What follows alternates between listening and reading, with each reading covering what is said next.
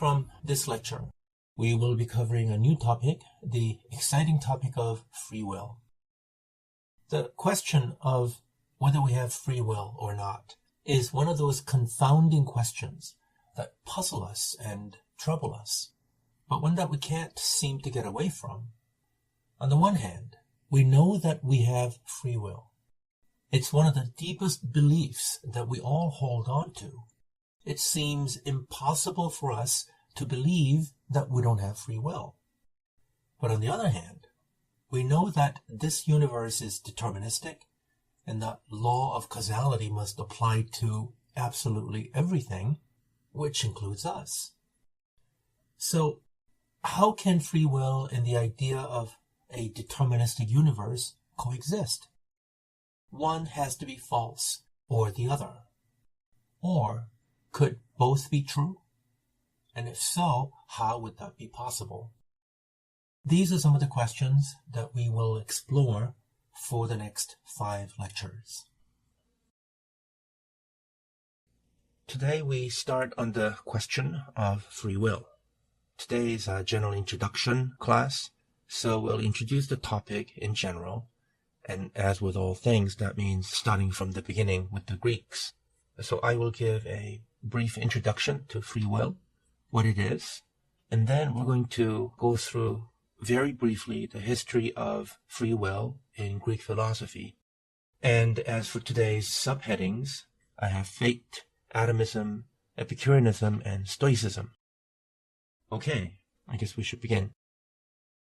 The question of free will is one of those things that naturally come up from our experience of life.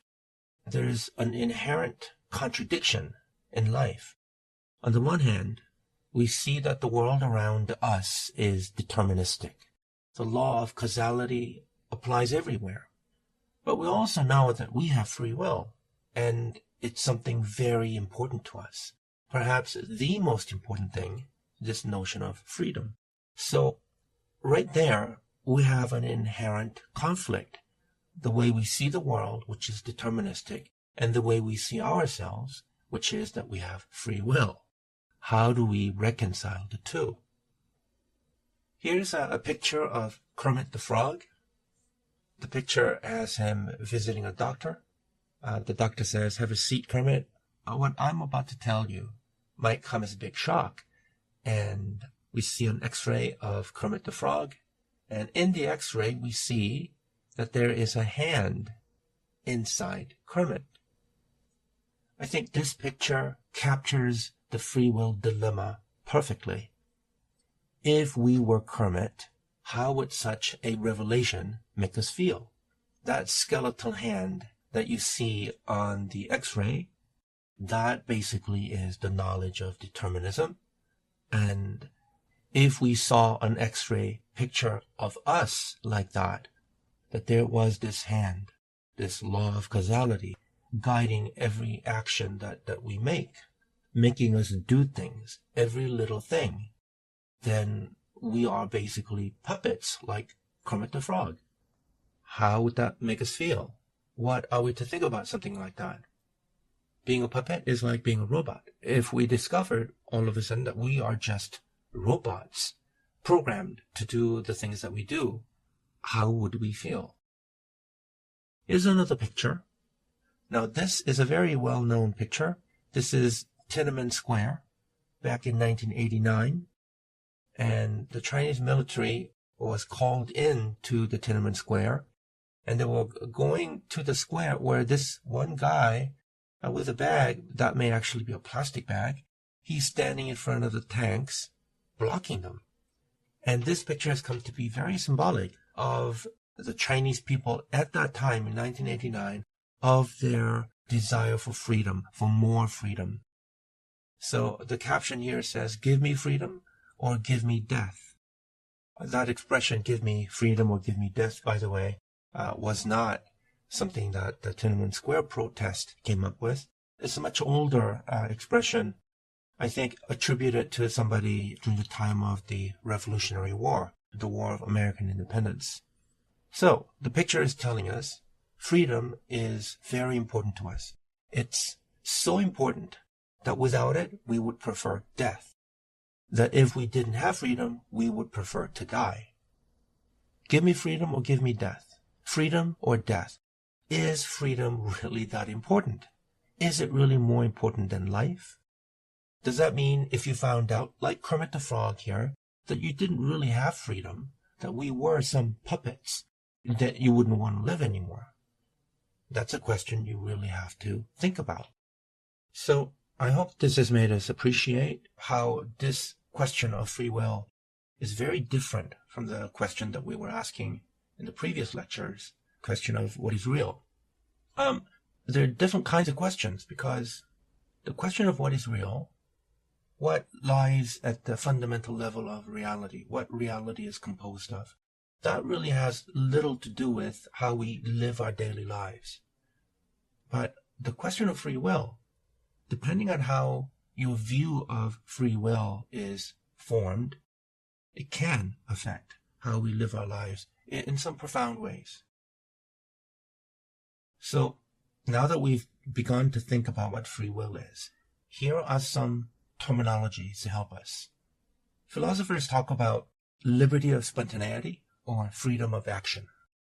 Liberty of spontaneity is a kind of free will that we talk about, which is having the ability to do what we want to do. Sometimes this is called negative freedom. And when we talk about liberty of indifference, that is talking about free will as having the ability to choose from alternatives, everything else being equal, being able to choose P or not P. This is called positive freedom. And traditionally, what philosophers debate about is the liberty of indifference. That is traditionally what we talk about when we talk about free will, not liberty of spontaneity. And the reason for that is liberty of spontaneity is basically what robots can do as well. Here I have put up a picture of Wall-E, and Wall-E is a robot, but according to the first definition of free will, he has free will. Liberty of spontaneity is having the ability to do what we want to do. Now, Wall-E has been programmed to do certain things. So we could say the programming is what makes him do things that he does. And as long as he can do the things that he does, as long as there are no obstacles to block him from doing what he does, I'm intentionally avoiding the use of the word want here, right? As long as he can do the things that he is programmed to do, he has liberty of spontaneity. But we would say a robot, a programmed robot, does not have liberty of indifference. Everything else being equal, the ability to choose to do one or the other. That kind of free will is reserved for usually human beings. So to highlight the difference, here's a thought experiment of a woman. She is locked up, but she doesn't know she is locked up. And the question is she free? Scenario 1, let's suppose that she wants to go outside. She will approach the door, try to open it, and find that the door is locked. So then she discovers that she does not have freedom, or she does not have liberty of spontaneity, because she wants to go outside and yet she can't. Okay, so she does not have liberty of spontaneity in this case. And number 2, let's say the woman is persuaded or perhaps brainwashed into thinking that she wants to stay inside. She always wants to stay inside. Then she never finds out that she is locked up inside. She can live her entire life in this mansion, let's say. Then is she free? In terms of liberty of spontaneity, she is, because she is always doing what she wants to do. But does she have liberty of indifference if she's been brainwashed? If everything else being equal, she does not get to choose P or not P. Is she really free? So I hope that clarifies the difference between liberty of spontaneity and liberty of indifference. Now, here are some terms that philosophers use. This is the way free will gets classified in the free will debate. And it's to do with how we combine the notion of free will and determinism. So one is hard determinism. The other one is compatibilism or soft determinism. And then there is hard incompatibilism, and lastly, libertarianism. These are the 4 ways of dealing with the idea of free will. And of these 4 categories, we say liberty of indifference, that only seems to work with libertarianism, but with the other 3, it seems like we don't really get the liberty of indifference. But liberty of spontaneity works with libertarianism and compatibilism. So what are these 4 categories? If you believe that physical determinism is true, and therefore free will is impossible, you are a hard determinist. If you believe physical determinism is true, and yet free will is also possible, then you are a compatibilist. If you believe physical determinism is false, and yet still free will is an impossibility, you are called hard incompatibilist. And if you believe physical determinism is false, therefore free will is a possibility, then you are a libertarian. In talking about free will in philosophy, we often use this simple conditional to clarify what we're talking about. This conditional shows us the logic underlying how we view free will and determinism. If determinism is true, then we don't have free will. Okay, that's a simple conditional. If determinism is true, then we don't have free will. If D, then not F. Right? D stands for determinism, F stands for free will. If D, then not F. Now, if you believe that the conditional is a valid statement, and D is true, meaning the premise is true, then the conclusion has to follow. Therefore, free will is false. So if you accept that about the conditional, then you would call yourself a hard determinist. If you believe the conditional is valid, but you still have free will, that means the premise is false. So the conditional is valid, but F is true, thus D has to be false, right? You believe in free will, and then according to this conditional, that means the premise has to be false. So if you believe that about the conditional, then you would call yourself a libertarian. Now, if you believe D is true, but F is also true, then what you're saying is you believe that the conditional is not a valid statement. It is not a valid statement because if D is true, the conditional says not F has to be true, but you believe F is true. Therefore, you recognize there is something wrong with the conditional statement. It is not a valid statement. If that is what you believe about the conditional, then you are a soft determinist or a compatibilist. If you believe, regardless of the conditional, whether D is true or false, F is always false, then you are a hard incompatibilist. So you believe that the conditional is valid, but even if the premise were false, you also believe we don't have free will. So it's a conditional plus. It's a conditional plus something else. You believe the result is never F. Now let's go back to that question of why we think free will is so important. Why that man stood in front of those tanks and, basically symbolically said, give me freedom or give me death. What is it about free will that makes us hold on to it, even at the risk of death? I think one of the main reasons why free will is so important to us, perhaps the only reason why, is that we associate it with values. We human beings, we have values. We believe in the right course of action or the wrong course of action. We believe somebody could make a right decision on something. And if he makes a right decision, we praise him. But a person could also make the wrong decision on something. And if we see that, we condemn that person. We live in a world of values. But for those values to exist, we have to believe that free will is real. So our commonsensical view of moral responsibility is intrinsically tied to free will. For example, let's say there's a bank teller and he takes out $1 million from the safety box. It's not his money. Now, is he morally responsible for that action if, 1, his mind is being controlled by a mad scientist, he's been brainwashed, or there's some kind of a chip in his brain. He is not free at all to do what he wants to do. He is being made to take the money out by the mad scientist. I think in this case, we will not assign him any kind of blame because he is being controlled like a robot by the mad scientist. Okay, that's science fiction. Let's try a second scenario. Let's say it's a bank robbery, and the robbers are pointing a gun at him. Either you open that safe, or we're going to shoot you dead. So he takes the money out. I think in this case, as well, we will not assign him any blame. Even though he had a choice here. He could have said, okay, go ahead, kill me.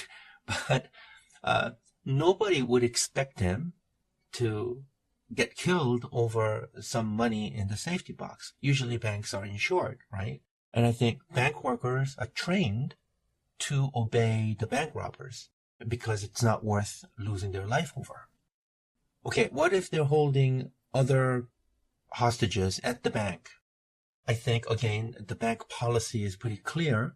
If there's a bank robbery and there are hostages, you have to do what they tell you to do. You have to open that safety box and give them the money, the $1 million. Now, what if the hostages were not at the bank, but they were held at a different place? And the bank teller saw the video of the hostages. What to do then? I guess it would matter who the hostages were. Let's say the hostages were the banker's wife and his daughter, his family. So then that would be exactly like if they were pointing a gun at him. Obviously, for the bank teller, he has no choice. He has to give him the money in the safety box. Otherwise, who knows what's going to happen to his wife and his daughter? I mean, the banker is angry as hell, right? But he can't. He doesn't have a choice. He feels he has to take the money out.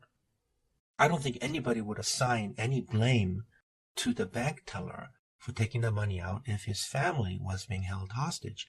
Not at the bank necessarily, but let's say his home. But now there's a twist here. Let's say the hostages were somebody the bank teller didn't know. Just picture of a woman and a girl. They're crying. They're clearly being held against their will, but he doesn't know who they are. Now, does the bank teller have an obligation to open that safe and give the bank robbers the $1 million because of the video they showed him? What if the video was fake? The bank could ask him later on. You stupid man, the video could have been fake. So that maybe in a case like that, the bank teller could be assigned some blame because, how can you trust what you're seeing? Okay, given that the bank teller trusts what he's seeing in the video, that there is a woman and a girl being held hostage, nevertheless, why should he give the bank robbers the money? Because who are they? Maybe they have nothing to do with the bank. They're just random people being held hostage, and the bank teller could rightly say, well, we have nothing to do with these people. The sense of moral responsibility and the choices that the bank teller makes becomes kind of fuzzy here. Let's move on to number 5. The bank teller wakes up one morning, and all of a sudden he feels compelled to use the money, the $1 million that's in the safety box at the bank, use that money to save all the starving children in the world. So he takes the money out. He doesn't spend any of it for himself. He gives that $1 million to the starving children. He saves maybe thousands of children's lives with that action. Would we assign any moral blame to the bank teller? I think we would. We definitely would. Because we say, well, the bank teller committed a crime for a noble cause, yes, but nevertheless, he has committed a crime here. He would not only get fired from the bank, he would also go to jail. But what is the difference between that and the bank teller seeing that video of a woman and her daughter being held hostage? I mean, what is the difference there? The bank teller thinks this money is going to save these children's lives. Without this money, they're starving to death. It seems like there may not be such a qualitative difference between 4 and 5. Whereas there is a clear difference between 5 and 6. 6, the bank teller wakes up one morning and he thinks, you know what, I don't want to work anymore. I'm just going to steal that money for myself, go to some Caribbean island, live like a millionaire for the rest of my life. So he takes the money and he steals it for himself. There is no redeeming, mitigating circumstance there. The bank teller has just gone crazy and he has given into the dark impulses of his heart. Definitely he's made a wrong choice, and we would be perfectly right to assign him blame, total blame for what he did. Now let's look at this thought experiment through the lens of the 4 different types of free will that we just talked about. If you are a libertarian or a compatibilist, this thought experiment doesn't present us with any problems, because the libertarian or the compatibilist view of free will gives us a moral universe. Morality is possible with these 2 views. But if you are a determinist, a hard determinist or hard incompatibilist, how do you assign blame to the bank teller? All throughout 1 to 6, we say he didn't have free will. All his actions were determined. There isn't a choice for him to make because everything is determined. Then how do we excuse him from blame in 1, 2, 3, or 4? How do we hold him accountable for his actions for 5 and 6? Because if we are determinists, then there is really no difference between 1, 2, 3, 4, 5, and 6. Or is there a difference? So questions like these are what we will be exploring for the next while. And now, let's move on to the Greeks and what they had to say about free will. So we're going through the classical arguments on free will. In ancient Greece, people believed in fate with a capital F, and then sometimes fate was depicted as not 1 but 3 goddesses. So these 3 goddesses personified fate, and sometimes we would use the word in the plural, fates, and they were synonymous with destiny. And no one could go against fate, not even the gods. And among the gods, only Zeus, the king of the Olympian gods, could dare defy fate, but even he would normally say, even the gods, we have to do things according to how things are supposed to be, meaning according to fate. The Greeks believed that certain events were preordained, and a great example of this is Sophocles' Oedipus Rex, very famous Greek play. It was written around 429 BCE. I'm sure you all know the story of Oedipus Rex. Oedipus Rex is King Oedipus. It deals with the issue of destiny. Just very briefly, there's a prophecy that a king's son will kill his own father and marry his mother. And so the king, in order to go against that prophecy, decides to kill his son. But the son somehow survives and is raised by someone else, not knowing his identity. And then when the son becomes a man, he meets his father by accident, and they get into an argument. He kills him, and then he goes into his father's city and falls in love with his mom, and they get married. And the drama of the play is that at the end he finds out, all comes to light. And so he takes out his eyes, and he is expelled from the city. The point of the play is that one cannot go against the gods. When a prophecy is given, that means certain events have been preordained by the gods, and it is useless for human beings to try to go against it. In fact, the king, in his effort to kill his son, was actually aiding in the fulfillment of his own demise. Now, this belief that the Greeks had in fate, that these certain events were preordained, in a way it was depressing, but it was also, for them, comforting to know that the gods were in charge, that one could rest easy and do one's best to please the gods because certain events were preordained. And if the gods were pleased with you, you would have a good life, no matter what happens, because they were in charge. Now, for the ancient Greeks, and I'm sure there's room for debate here, but I think it's generally understood that for the ancient Greeks, only some events were fated, some very significant event. And this kind of belief is now called local determinism. So the kind of fate that they believed in also gave them room for exercising their free will. For example, some very significant event, like let's say the Greeks fighting against the Trojans. The will of the gods will be done, right? The winner of the battle has been preordained. The gods know who's going to win and who's going to lose. All we human beings can do is do our best, knowing that we cannot win against the gods, knowing that we cannot in any way overcome fate. But, on the other hand, there was no concept of it is the will of the gods that I have bread for breakfast instead of rice. That kind of little insignificant details gods would not care about. So those little details were left up to us to decide. So the ancient idea of fate as the will of the gods, or fate as, the fates, the three sisters, it left room for free will as well. Now, one of the problems of the Greek idea of fate was that it could easily lead to something called fatalism.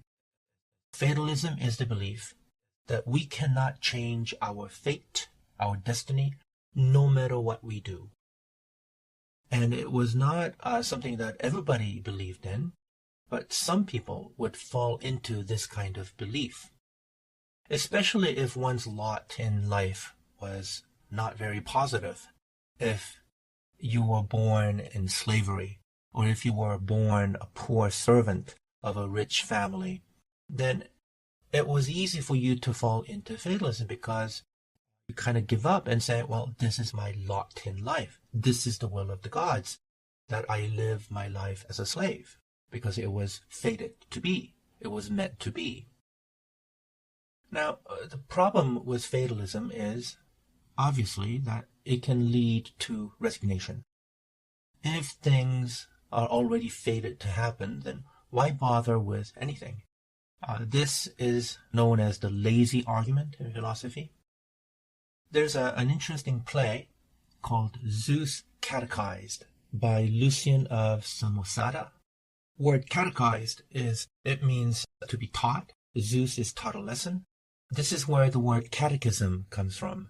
Like in the Roman Catholic Church, they have catechism, certain things that you recite, repeat over and over again in order to learn the church doctrine, catechism. So this word has the same root meaning, Zeus catechized.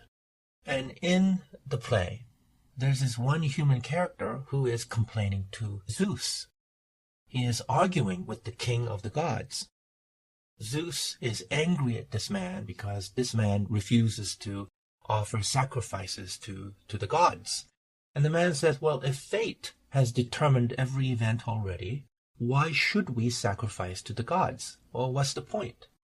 I offer you sacrifice so that I will have good harvest, but if it's been fated that I will not have good harvest, then what can you do, right? You can't do anything. It's been fated already. So whether I sacrifice to you or I don't sacrifice to you, if it's been fated that I will have a bad harvest or a good harvest, then what's the point of me sacrificing to you? And Zeus says, you silly human being, don't you know I can strike you dead right now for refusing to honor the gods, refusing to offer sacrifices to the gods? And the man says, well, why don't you? Why don't you kill me right now? And Zeus is surprised by this. Well, yes, why don't I kill you right now? And he realizes maybe that's because he wasn't meant to kill this man. That even he, the king of the gods, Zeus, is controlled by fate. And if he kills the man, that is because the man was fated to die. And if he doesn't kill him, that is because the man was not fated to die. And therefore Zeus, even he, was a servant of fate. So fatalism encourages this attitude towards life, kind of passive attitude towards life. Que sera, sera, I think that's how you say it in French. Whatever will be, so why bother trying to change anything? Now, the Christian version of this fatalism comes in the form of a very strict doctrine, a version of Christianity known as Calvinism. It's a doctrine that was developed by John Calvin, one of the French reformers. And with Calvinism, the idea of fate is changed, it's Christianized, to become God's predestination. Calvin believed that God has already chosen who will be saved and who will be damned, and there is nothing we can do to earn our salvation. So this kind of doctrine is sometimes known as double predestination. There is a predestination for people who are being saved, and there is another kind of predestination for people who are being damned. So if you believe in Calvinism, then what are you supposed to do? Right? On the one hand, Christianity says, you have to accept Jesus and you have to follow God. But if you learn that no matter what you do, salvation belongs to God and not you, if you're going to be saved, then you'll be saved. If you're going to be damned, then you're going to be damned. So, again, it fosters this sense of fatalism. Que sera, sera. Whatever will be. So let's just take life as it comes, because there's nothing we can do. Now, before I go on, I have to make a point that fatalism is something that is viewed as very negative in philosophy. Believing in determinism is one thing, but believing in fatalism, that no matter what you do, you can't change anything, so why bother trying? Again, this is the lazy argument, is I think kind of looked down upon, and philosophers don't like people thinking that way. But that is fatalism. Now, what we know as determinism today, in sort of the modern sense of the word, is first presented in atomism. That is where we get our first explicit statement of determinism. We said atomism is identified with Democritus as being the founder, but that his teacher was a man by the name of Leucippus, and he, scholars believe, was the real founder of atomism. It's just that we don't really know anything about him. Well, this is one thing that he said that has been preserved, and this is perhaps the earliest explicit statement of determinism. Nothing happens at random, but everything for a reason and by necessity. Now, this statement of determinism is a surprisingly modern view, or perhaps even a postmodern view of life. Nothing happens at random, but everything for a reason by necessity. Atomism says only atoms and void are real. Atomism is, in essence, a rejection of fate, a rejection of the gods. Atomism says there is no one watching over us, because all there is atoms and void. If you remember Democritus's famous saying, by convention sweet, by convention bitter, by convention hot and cold, color, but in reality, only atoms and void. So, when we say atomism rejects fate, we're talking about fate as in fates, the goddesses. But if it's in terms of everything is determined, nothing is left to chance, and if you were to equate fate with that, then atomism actually is fate. But then their kind of idea of fate would be very different from the kind of fate that the Greeks believed in. Fate with a capital F, as in the gods are watching over us. Now, if there are only atoms moving around in empty void, and everything happens by necessity, then the law of causality rules over everything. Nothing comes from nothing. Something has to come from something. The reality of the atomist is a closed reality. Nothing comes in and nothing goes out. Now, we said that the idea of fate with a capital F that the Greeks had was this local determinism. We said that only certain significant events in life are predetermined, and yet there was room, ample room for free will, for human beings to choose to do little things the way they want. But atomism is global determinism, and this idea of causality, of cause and effect, determining all the movements, leaves no room for free will at all. So you could say an atomist believes in fate, in that everything is determined, but there is no deity, there is no one out there making decisions for us. Everything is determined because of the physics of the world, because of the atoms colliding with each other through the void. Now, atomism can lead to having a very negative view of life. It can lead to pessimism or even to fatalism. Because if the universe is nothing but atoms colliding with each other, what meaning is there? There is no good or evil. If there are no gods, it seems there is no meaning to anything at all. There is no morality. There is no point to anything. Why be moral? Why try to live a good life if everything is just atoms colliding with each other? Even further, if atoms and void are the only things that exist, and I said before this is known as reductionism or sometimes physical reductionism, then what's the difference between even things like life and inanimate matter? If there is no difference between us and some piece of rock in the middle of a street, if that's all we are, what is the point of us living? What is the point of being alive? Democritus, the founder of atomism, is often referred to as the laughing philosopher, or sometimes the mocker. Some people interpret this to mean that he was a very cheerful person. If this is all life is, just atoms and void, then we might as well enjoy ourselves. Let us be cheerful and have fun. Others interpret Democritus being a laughing philosopher as him being cynical, mocking at human follies. Once you have seen reality for what it is, that it's just atoms and void, then all these human endeavors end up seeming pointless, end up seeming silly. The human follies, trying to get more money, get more power. What's the point of that? What is the point of it all? And so for him, all human endeavors become follies.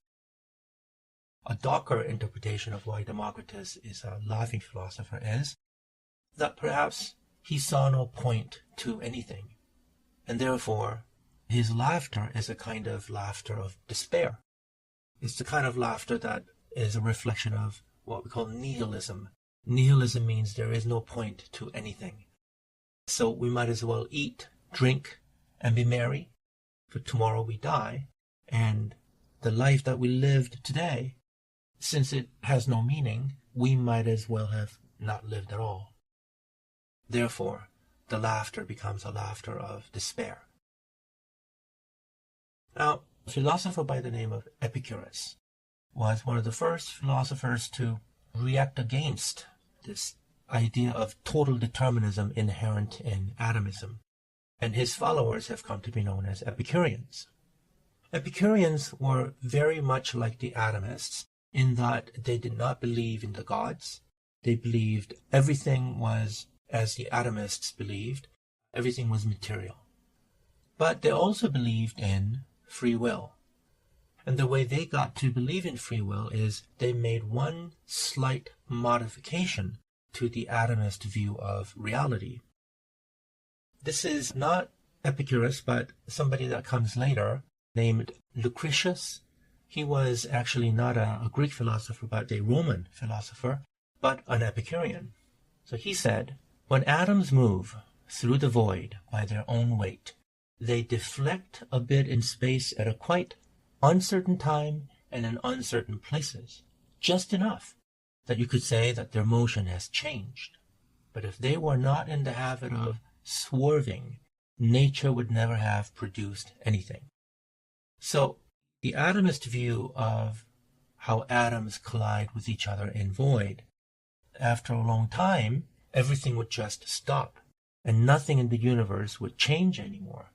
So what causes these changes? What causes these new things to happen in the universe? Well, the Epicureans believed that at a certain time, indeterminate time, in indeterminate places, we have these things that happen that they call swerving, the swerving of atoms.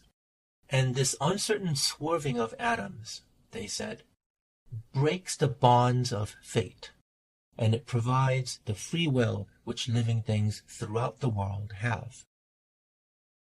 So Epicureans believed that this swerving was necessary for the kind of reality that we see to exist at all. And this swerving of the atoms is what gives us this free will, because obviously we have this sense of free will. Where did it come from? This swerving of the atoms.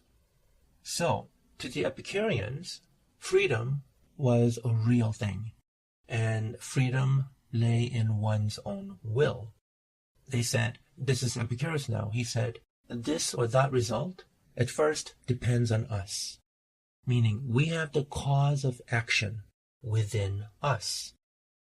And centuries later, Alexander of Aphrodisias, he was not an Epicurean but a commentator of Aristotle, and he explicitly states the first fully libertarian view.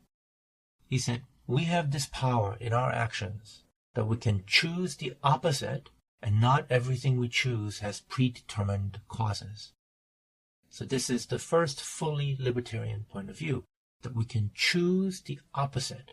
This is the liberty of indifference. Given that everything is the same, we have the power to choose P or not P. We have the power to choose the opposite of what we actually have done, what we actually have chosen. And one of the arguments was, well, why do we regret our actions? Because we could have done otherwise. If we knew that we could not have done otherwise, we would not have any sense of regret. We would never blame ourselves. Just the fact that we're always blaming ourselves for the choices that we made means our choices could have been otherwise. Now, this argument based on regret, this is a very powerful argument, and it's very intuitively satisfying too. If I was driving a car and I hit someone, I would say, okay, I'm responsible for that. It's my fault. I'm sorry. I may go to jail, but it's my responsibility. I hit him. But let's say I was on a bus. No, I wasn't driving. The driver was driving the bus. I was just inside a bus. And the bus hit someone. How could that be my responsibility? It wouldn't be, right? And so therefore, I would not have any sense of regret. If I had been driving, obviously the sense of regret would be there very strongly. But if I was on the bus, I would not have any sense of regret. Why would I? Right? The poor guy has been hit, but my sympathy for the person who was hit would not in any way be linked to my having regret. So regret is a very powerful argument for the existence of free will, that we are our own free agent.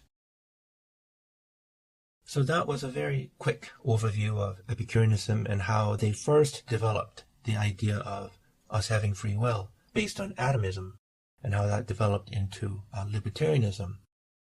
Now we go back to determinism, but to the Stoics. Stoicism was founded by Zeno of Citium, and he is called Zeno of Citium in order to differentiate him from Zeno, the disciple of Parmenides, who produced the famous Zeno's paradox. Now the Stoics were also determinists, but unlike the atomists, they also believed in fate and divine providence and things like virtue. They believed that the universe came from fire, will return to fire, and history will repeat in an endless cycle, all in accordance with fate. Now, we're not sure whether their use of the word fire was metaphorical, the way Heraclitus used the word fire, or they literally believed that there was this divine fire out of which the universe came and will return and come out again and return, repeating itself over and over again. We're not sure about that. What they believed was that because everything happens in accordance with fate, virtue was recognizing that truth and accepting life as it is, because everything happens according to the will of God. We can endure pain or hardship that life may bring us without showing negative feelings or complaining, because we recognize that whatever happens in life was meant to be. So, virtue for the Stoic was recognizing and accepting fate, or you could replace fate with God. Now, Stoicism early on became Christianized, and you would recognize Stoic values in Christianity. And if you had this virtue, if you were able to recognize and you were able to accept fate, meaning accept life, whatever it brings you, then that is a necessary and sufficient condition for happiness. So if you wanted to be happy in life, you just have to practice this Stoic virtue of recognizing and accepting fate. They believed that we can accept fate, accept what life has to give us, because everything happens for a good reason. They believed in the idea of providence, that everything happened according to the will of God for good, for the good of the universe. And because we are part of that cosmic movement that you could call maybe the dance of the gods, this cosmic movement, because you have faith that this is for the good of all, you can accept whatever life throws at you. So again, the Stoics believed that everything happens according to the will of God, divine providence, and that is fate. They believed all things act with one movement.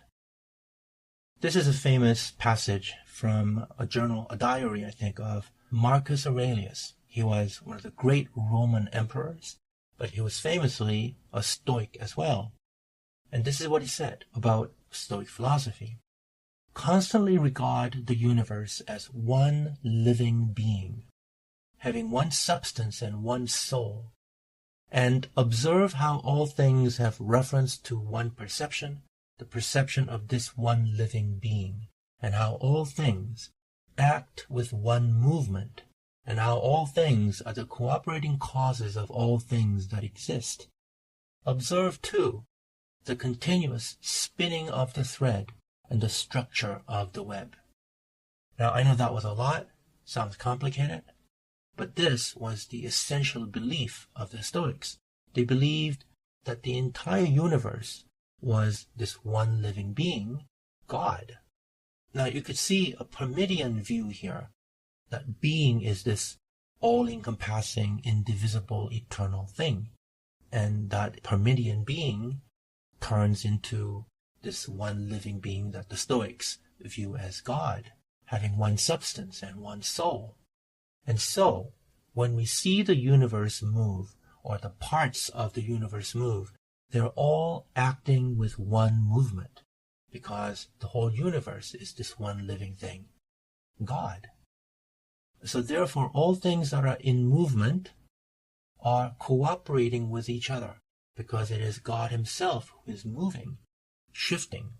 And Aurelius says, observe to the continuous spinning of the thread and the structure of the web.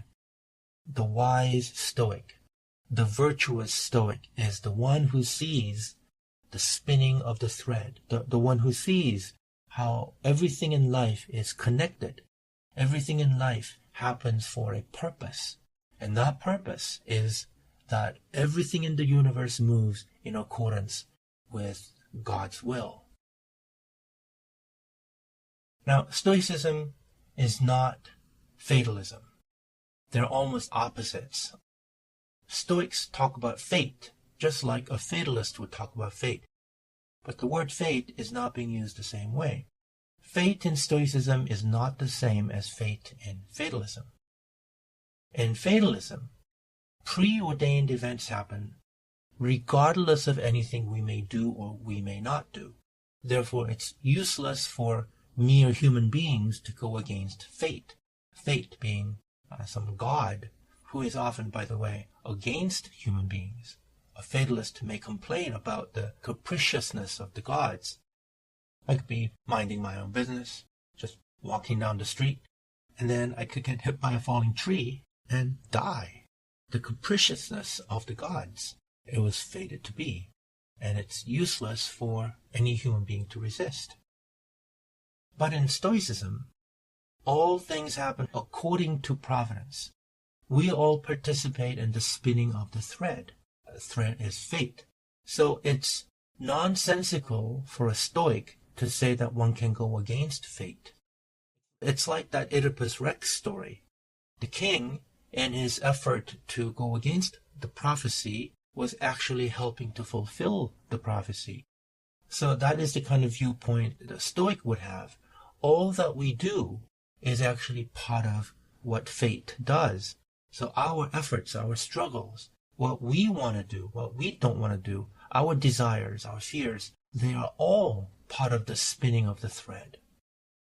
So for a Stoic, we should follow our desires. We should try to do all that we can to live a good life, because our struggles are all part of the spinning of the thread. Now, another way of looking at that is, we do have free will. We do have the freedom to choose our actions, to act according to our desires and our wants. But our choosing to do things, our free agency, is actually part of the spinning of the thread. So the Stoic view of life and of the universe is what develops into the compatibilist view of free will. Just another note about Stoicism. A Stoic idea of providence is actually similar to the Eastern philosophy of Taoism. Now, I'm not an expert in Taoism, but the Taoist believes in what's called the flow of the universe. The universe flows like a river, and the Taoist, the wise, virtuous Taoist, is the one who sees the flow and does not struggle against it, but goes along with the flow. That's very similar to the idea of virtue in Stoicism. And virtue, as they say, is the necessary and sufficient condition for happiness. So the Stoics were determinists, but they also believed in God and moral virtue. And moral virtue can only be possible if you believe in free will. Now, once we get to a Stoic named Chrysippus. Now, he was a philosopher who came about a generation after Zeno of Citium. Chrysippus was the first philosopher to teach a fully compatibilist view of free will. What Chrysippus said was, our free will is a part of our character. For example, let's say you are throwing stones down a hill. If you throw a round stone, you throw it and it'll land and it'll continue to roll down the hill because the stone is round. That is its characteristic. But if you took a stone that was a flat slab, very flat piece of stone, and you threw it down the hill, it will land and maybe it'll roll a few times, but then it will no longer continue to roll because that is not in the character of the flat slab. The character of the flat slab is not to roll, but to lie still on the ground. So both stones were thrown down the mountain, and one stone rolls, the other doesn't. Why? They were both thrown the same way. It's because their shapes are different, because their characteristics are different. Their shapes are responsible for the difference in their outcome. So that is Chrysippus's idea of how we are accountable for our own actions. This is his idea of free will. Free will is a series of decisions that we make, choices that we make. And these choices that we make are based on who we are, our characters. So this gives us a compatibilist view of free will. On the one hand, everything is determined. We're all thrown down the hill like the stones. But the outcome is different depending on our character. Our character determines the choices we make. But those choices we make are still within us. We are responsible for the choices that we make because we are who we are.